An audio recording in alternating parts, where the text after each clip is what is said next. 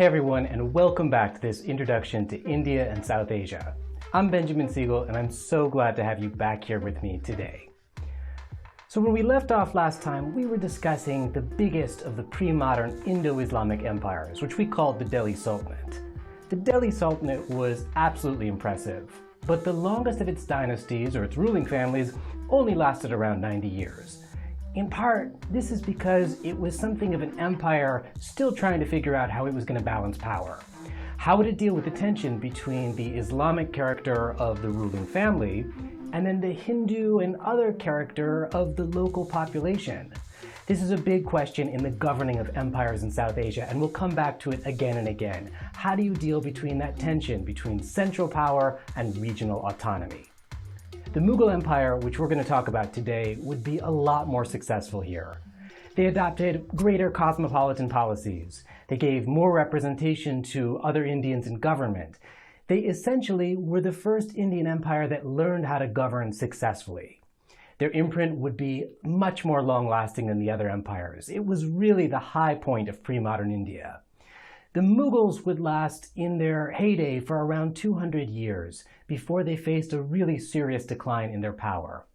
Why the Mughal Empire declined is the subject of a lot of debate, but new research is giving us some of the answers.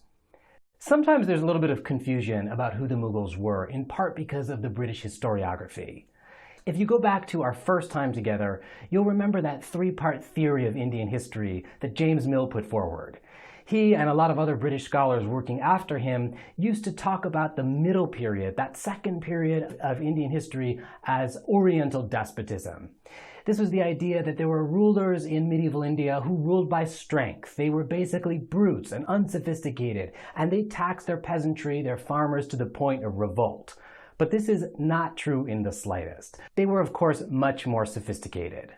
So who were the Mughals? We're going to focus first today on the heyday of Mughal rule, which is basically associated with 6 Mughals, sometimes known as the Great Mughal Emperors. That's Babur, Humayun, Akbar, Jahangir, Shah Jahan, and then Aurangzeb. These might even be names that if you've had any exposure to India before, you've heard. But we'll start at the beginning. The Mughals begin their ascent in South Asia in the year 1526. This is the year that the Afghan Muslim Lodi dynasty, which is the last ruling dynasty of the Delhi Sultanate, finally fell to the brilliant military strategy and superior artillery of Zahir al-Din Muhammad Babur. This is a battle that took place in Panipat, which is a city you can go to northwest of Delhi today. Babur is a really amazing historical figure. On his father's side, he was a descendant of Timur, who people sometimes know in English as Tamerlane. And on his mother's side, he was descended from the actual Mongol Genghis Khan. He cherished his father's name and his lineage, and he wasn't super interested in his mother's, which is funny that given the name that the empire took on came from a variant of Mongol. Babur longed to return his family to its former glory days. When he was in power in Samarkand, looking east at what was then called Hindustan, it seemed like poor compensation for what had once been a very august family. But Babur looked a lot like the princes of the Western Renaissance. He took an interest in the full range of learned activities that an emperor of his day might have had, or a prince. Everything from hard-boiled military strategy to the nuances of Turkic and Persian poetry. He left his own memoirs in Turkic, and they're incredible documents. When Babur arrives in India in 1526, he was not happy with what he found. He wrote in scathing terms about what he saw as the defects of India. Hindustan, he said, is a place of little charm. There's no beauty in its people, no graceful social intercourse, no poetic talent or understanding, no etiquette, nobility, or manliness. The arts and crafts have no harmony or symmetry. There's no good horses, meat, grapes, melons, or other fruits. There's no ice, cold water, good food, or bread in the markets. There's no baths and there's no madrasas or Islamic schools. Aside from the streams and still waters that flow in ravines and hollows, there's no running water in their gardens or their palaces, and their buildings have no pleasing harmony or regularity. The one nice aspect of Hindustan is that it's a large country with lots of gold and money. So basically, Babur is unimpressed. He doesn't think that this is a place worthy of Persian culture, but instead he's come for the money. So he basically works upon his first conquest in India on becoming a rich person. He spends his time planning out formal gardens with meticulous care, mostly because he's upset about their absence. He wants order, but he can't really actualize it in this new environment. One of the interesting things about Babur's court is that there's a big role for women in it. Babur's daughter, Gulbadan, writes an amazing memoir herself, and we see that she and the other court women often serve as counselors, mediators. They work to dispose property, to organize ritual occasions. This is going to become increasingly an important tradition in the Mughal courts. Babur rules for 4 years, and then his son Humayun takes over. Humayun works on building impressive structures, creating an architecture that he thinks is worthy of his Persian heritage. But then he himself gets forced into exile in Persia without having done much other than just building those gardens. When Humayun is in exile, there's a group of resurgent Afghans, the Surs, who take over. And they build roads, they set up agricultural surveys. It seems like they want to be in India for a while. This turns out to be very lucky for Humayun. He comes back from exile with the help of some Safavid immigrants from Iran or Persia, and in the last year of his life, he takes control of the Mughal kingdom for the Mughals once again. After Humayun dies, Akbar takes over. Akbar's rule lasts for a long time. It's a half-century where he works to really turn this new dynasty into an empire. Akbar undertakes big conquests, and he expands the borders of the new Mughal Empire. He extends control north to Kabul and Kashmir, east to Bengal to the coast in the east of Orissa, south to Gujarat and even part of the Deccan, and most importantly, he consolidates his control from Delhi to Rajasthan. Akbar is inspired by and takes as his example the Delhi Sultanate, where he sees how a diverse and inclusive ruling elite should function. He works to integrate indigenous rulers into his administration, mostly Hindu Rajputs. He begins an important custom for the Mughals of taking Rajput wives, among them Jodhabai, who would become the mother of his successor. These women were brought into the court, but they weren't necessarily expected to convert to Islam. Again, it's the beginning of this inclusive and tolerant, integrative Mughal empire. The Mughal ruling elites themselves weren't just elites from Central Asia, but they were also Persians, who were Shias, and different from the majority Sunnis, as well as a number of Arabs, locally born Muslims, Rajputs, and a number of Brahmins and Marathas. So in a diverse kingdom, it became clear that the unifying ideology wasn't religion, but instead loyalty. And loyalty in Akbar's empire got expressed in Persianate cultural forms. This was different than other empires of the times. The Ottomans worked on something of a tribal affiliation, and the Safavids in Iran worked on an Islamic sectarian identity instead. This ideology of Mughal India went across strata and extended even to lower-level military and scribal officials who were mostly non-Muslims. Loyalty instead was focused on the personality of the ruler himself. Akbar had a memoirist, a court publicist named Abul Fazl, and he held up the emperor as a man of vitality, universal curiosity, and he was a master of every art. Abul Fazl has his own way of characterizing this. He writes, "No dignity is higher in the eyes of God than royalty, and those who are wise drink from its auspicious fountain. A sufficient proof of this for those who require one is the fact that royalty is a remedy for the spirit of rebellion, and the reason why subjects obey. Royalty is a light emanating from God and a ray from the sun, the illuminator of the universe, the argument of the book of perfection, the receptacle of all virtues. Many excellent qualities flow from the possession of this light. A paternal love towards the subjects, a large heart, a daily increasing trust in God, prayer and devotion. He must see that no injustice is done within his realm." Akbar became the patron of all different activities, Sufi ceremonies, art, architecture. All of this was seen as fulfilling an important role of the new Mughal emperor. Akbar became associated in popular imagery with ideas of light, human perfectibility, and he became very popular among Shia and Sufi thinkers in particular. In fact, Akbar really is an impressive ruler even by modern standards. He makes a court at Agra called Fatehpur Sikri, and there he invites Brahmins, yogis, Jains, Portuguese Jesuits, Zoroastrians, and Muslim scholars from across disciplines to debate ideas with him. These debates become famous in folk stories that are told about Akbar and Birbal, Birbal being a wise man in his court. Akbar patronizes translations into Persian of the Sanskrit Ramayana and the Mahabharata, and he patronizes miniature painting which represent episodes from each of these epics. He even takes it upon himself in a controversial move to abolish the jizya, which is the tax put on non-Muslims within the empire. Akbar goes pretty far with this, and in fact, he might even go a little too far. In time, he creates his own faith, which he calls Din-i-Ilahi, or the divine faith. It becomes a religion really only for a small number of court disciples. But it's interesting because Akbar here really deviates pretty strongly from Islamic teachings, and he borrows in a lot from Hindus who were in the inner circle of elites in Akbar's courts. The court ulema, or Islamic holy men, were deeply unhappy by these developments. But as impressive as his religious accommodations and his experiments are Akbar's administrative reforms. There wasn't anything particularly Islamic about them. They built upon Delhi Sultanate precedents, and in a large sense, they were principles that were shared by agrarian empires all over Asia in the same period. Noblemen were given ranks called mansab, and they were expected to provide horsemen to the Mughal army relative to their ranks. And nobles were then given the rights to collect tax revenue on the people living on their land. These landlords became known as Zamindars.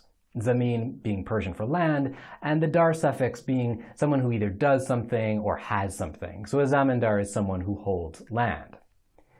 At the very bottom of this new hierarchy were the peasantry in India.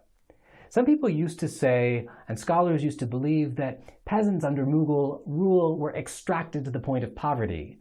But we don't think this is actually true, particularly when compared with older empires.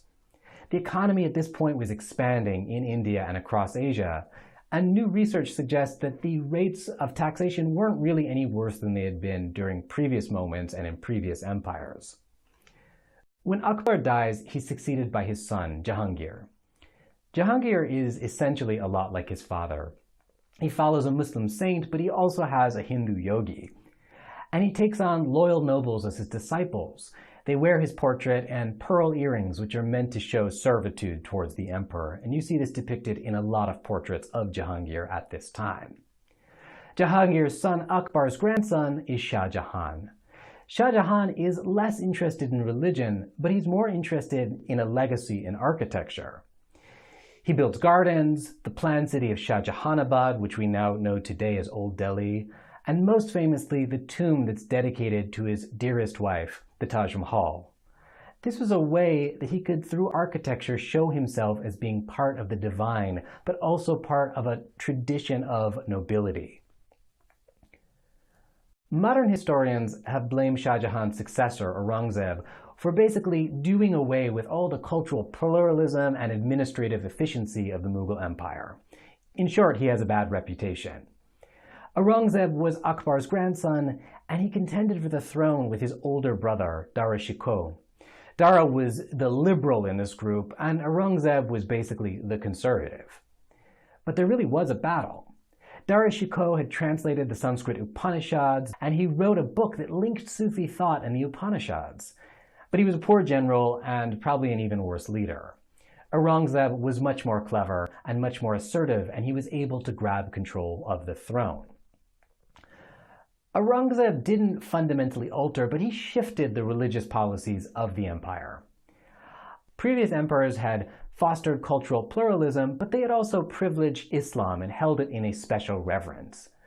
Aurangzeb was much more generous in his patronage of the ulema, or the Islamic holy orders, and he held himself as a personal example, not of the universal, but of Islamic piety in particular.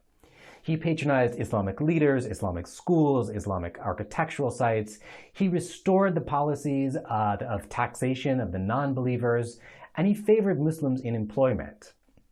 He destroyed some Hindu temples, much to the chagrin of later Hindu writers, but he also patronized other ones, so we're pretty sure that it had more to do with personal disloyalty than anything religious per se. He still was ready to patronize the temples of loyal nobles.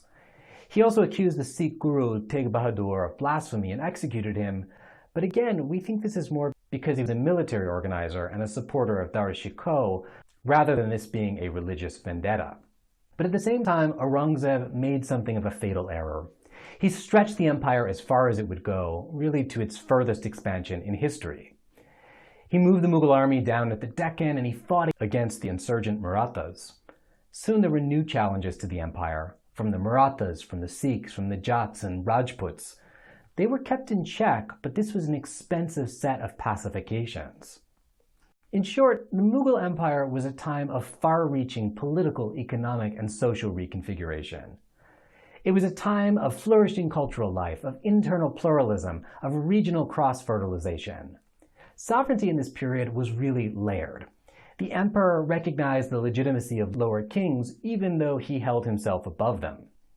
Mughal miniature painting had Persian roots, but really distinctly Indian qualities, and we see these as some of the greatest legacies of this cultural life alongside Mughal architecture. Under the Mughals, medical systems grew. They became more sophisticated and complex. There was the Sanskrit medical philosophy of Ayurveda and the Arabic system of Unani medicine. They interacted with each other and helped broad medical knowledge flourish during this period. There was at the same time incredible devotional poetry, revivals in Islamic thought, Sufi thought, and Hindu thought at the same time. Much of the Mughal Empire was open, eclectic, and as Europeans slowly began to arrive in India, and we're going to talk about that next time, there were new sciences and techniques like shipbuilding, horticulture, and even landscape and perspective art that began to take root in India. So these weren't Oriental despots, and it wasn't a period of stagnation or decline. We used to call this the medieval period of Indian history, but it's really not very medieval. It's more like an early modern period. There were big changes going on across the world, and India was really at the forefront of them. At the same time, its population was getting bigger and healthier. The biggest change occurred with the arrival of New World crops to India. New foods helped transform the Indian landscape and helped create cuisines that we know today. There was the arrival of maize, of peppers, potatoes, even tobacco. These are things that we can't imagine Indian food lacking today. And at the same time, there was the arrival of new technologies like gunpowder, which helped make the Mughal military stronger than ever. When James Mill called this period Muslim, we have to ask ourselves whether this was in fact a Muslim regime. It sort of was.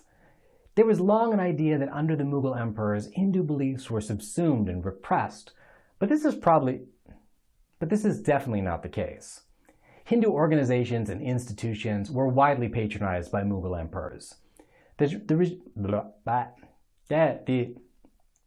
regimes were Muslim in that they were led by Muslims, they patronized holy Muslim leaders and justified their existence in Islamic terms. But it was really about loyalty and not about religion for most of the Mughal emperors.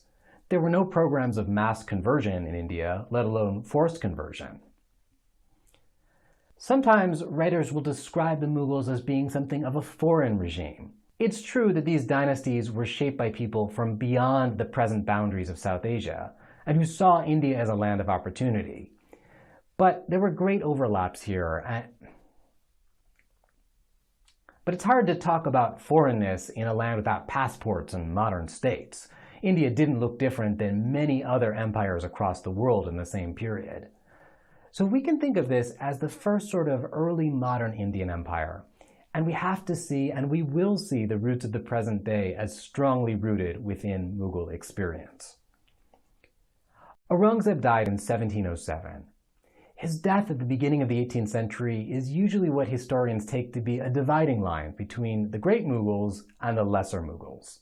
In part, this is because Aurangzeb spent so much expanding his borders and putting down revolts that his successors really didn't have a lot of money left over.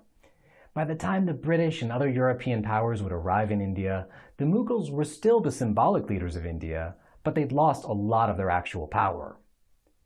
We really need to try to understand what happened with the Mughals. Did they really decline in this period, as historians have sometimes argued? Or was it something of a decentralization of power, like we've seen with other empires beforehand? We can look at the last years of Aurangzeb for a hint. There was a memoirist in Aurangzeb's court named Bhimsen. He He was a higher caste Hindu who worked as an auditor and an inspector for a Rajput noble. Bhimsen was absolutely a loyalist, and he was a defender of the Mughal Empire. But he was upset about what had happened under Aurangzeb's rule. He wrote, "When the aim of the ruling sovereign is the happiness of the people, the country prospers, the peasants are at ease, and the people live in peace. The fear of the king's order seizes the hearts of high and low. Now that the last age, or Kali Yuga, has come, nobody has an honest desire. The emperor, seized with a passion for capturing forts, has given up attending to the happiness of the subjects. The nobles have turned aside from giving good counsel." Bhimsen is giving us a story of despair. He says that the Zamindars, the landowners, had assumed strength, enlisted armies, and laid the hand of oppression on the country. Bhimsen was more correct than he even knew. He identified the Zamindars as one of the 3 important fault lines that had opened up new challenges to centralized Mughal rule. Zamindars in India were men with local roots. They had local knowledge, and they held control over peasant cultivators. They had amassed power, rank, and wealth. And after Aurangzeb's death, these Zamindars, or landowners, began to rise up in northern and central India. They didn't coordinate their activities, and they often competed against each other. But soon they banded together to form cohesive communities that posed new challenges to Mughal authority. These were communities that included the Marathas in the Deccan, the Sikhs in the Punjab, and the Jats southeast of Delhi, mostly concentrated around the former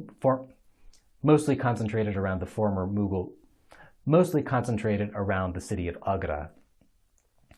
There was a second fault line too, and that was represented by the established princely rulers. These were princes who had accepted Mughal power, but who kept their own authority within small domains. These territories were often in inaccessible or peripheral areas.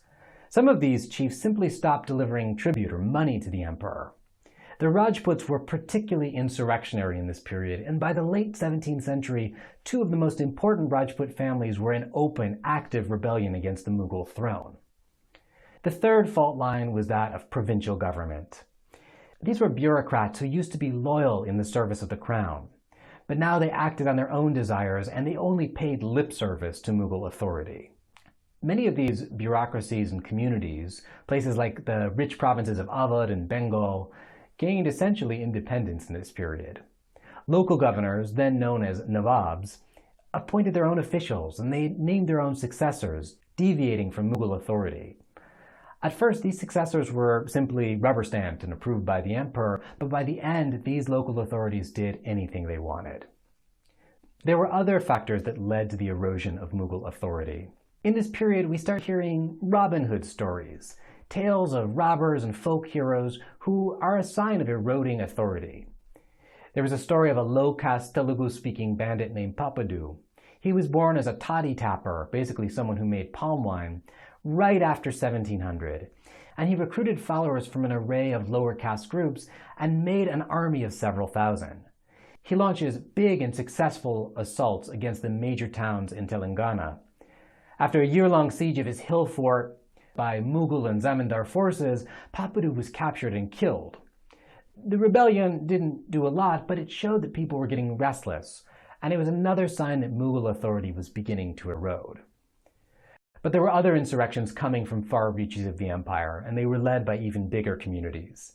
There was a major Sikh revolt against the Mughals. The last Sikh guru, Gobind Singh, resisted Mughal rule, and after his assassination and a reassertion of Mughal power, Sikhs went into hiding and they established small, semi-independent principalities while launching aggressive raids against Mughals.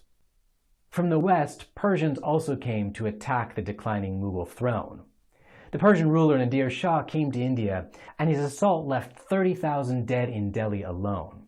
Nadir Shah looted, and he took home not only a tremendous amount of wealth, but also Shah Jahan's fabled peacock throne. In the same period, Afghans were growing more powerful as well. This stemmed in part from Russian and Chinese expansion that had made the Afghans quite rich. And finally, in 1748 and 1757, the Afghans moved from the north into Baluchistan, Sindh, the Punjab, and eventually into Delhi.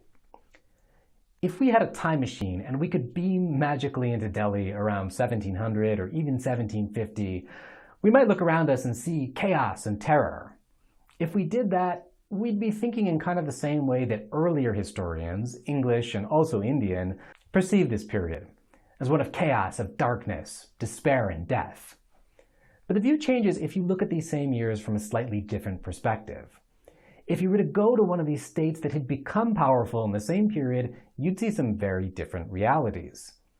In these new states that were emerging and consolidating their authority under the Mughals, there was tremendous amounts of state building occurring. There was new military strength, new wealth, and a big flowering of both religion and culture. Let's take these one by one. Many states beyond Mughal heartland found that as the central bureaucracy diminished, they could make their own bureaucracies that were much more efficient. In the heartland of the Marathas, this was a kingdom that was booming in this era, there were prime ministers who were able to extend their authority into Gujarat and to Malwa in central India, even going as far as Delhi and Bengal. The most important implication of this new statecraft is that money was no longer going to Delhi, but instead it was going to regional capitals, staying basically where it had come from. So as these local states got richer and richer, they were able to afford their armies as well. They could recruit infantry, they could handle better artillery, and they even brought on European adventurers or privateers to train new units of professional soldiers. If I beamed you in that same time machine to Hyderabad in the mid-1700s, you'd see French, German, and Dutch soldiers helping to lead a local army. This was expensive, and so these states increasingly turned to intermediaries to help them fund their new militaries and administration. Perhaps predictably, they turned to families of bankers who held concentrated wealth, and this was a dynamic that would become increasingly important in the transition to British rule. In Bengal, there was a major family, the Jagat Seths, and they were asked to provide credit and advances for the growing of crops. Scholars call this dynamic military fiscalism, basically where new schemes of monetization and banking were enacted and they helped to pay for the expansion of a newly assertive local state. Military fiscalism brought in a lot of money, and it had an important side effect. This wasn't a time of cultural decline as historians used to think, but instead of real cultural and religious effervescence. There were new developments in this period in poetry, art, architecture, music, and religious thought. The Rajput courts in particular became major centers of cultural patronage. The new city of Jaipur was laid out in the 1720s and 1730s with all of this money coming in. It had a geometric grid, a major observatory. It was one of the most impressive architectural and planning successes of the age. The Rajput courts welcomed artists who were fleeing the imperial capital. They developed new schools of painting, came up with new intricate palettes. They experimented with new ways of depicting the human face, and they took on new subjects of portraiture. There were new ragas or scales that were composed for instruments in this period. It's a high point for Hindustani music. In the sphere of Islam, this was a moment of cultural revival. There were new masterpieces of mystical poetry being written in regional centers, and new works were being written in a high and sophisticated poetic Urdu. These regional states began patronizing different shrines, houses of learning, and made it a real time for Islamic revival. This was a time of cultural flourishing that really has few parallels in South Asian history. It's not at all the kind of dark ages that an older generation of historians used to think it was. So we'll return to that big question at the beginning. Was this a period of decentralization or a period of decline? I think we can safely say that it was something of both. We have to acknowledge that there really was a big decline of centralized Mughal authority. In 1761, there's proof of that. The Marathas and the Afghans marshal their armies together for a battle. The Afghans win on the battlefield, but they can't sustain their power so far away from Afghanistan. But Maratha power then begins to move into this vacuum north and east. The Maratha authorities begin to take over at the center, even though they're broken into 4 different families, and they take the Mughal crown under their protection. This, combined with the overall decline of wealth and power in Delhi, absolutely has to convince us that there was a decline, but that it was limited to central authority. If, by contrast, we turn to the different states and the regional powers, things look very different. This is a period of military growth, the rise of new state centers, local militaries, new cultural flourishing. Tons of money starts coming in through this new process of military fiscalism, and it's managed by bankers who stay in different regions. None of it really passes through Delhi anymore. We see new forms of religious life patronized by some of this new cash, and it's all likewise stewarded by local states, not by the center. So in this period, yes, we see decline, but we also see that familiar dynamic of decentralization, where power comes to reside after the Mughal heyday in these different regions. Next time, we're going to think about the rise of the British Empire in South Asia. And this decentralized power, not in Delhi, but in local states and underwritten by bankers and local authorities, that ultimately lets the British rise to commercial, military, and political power. Thanks again for joining me today. See you all then.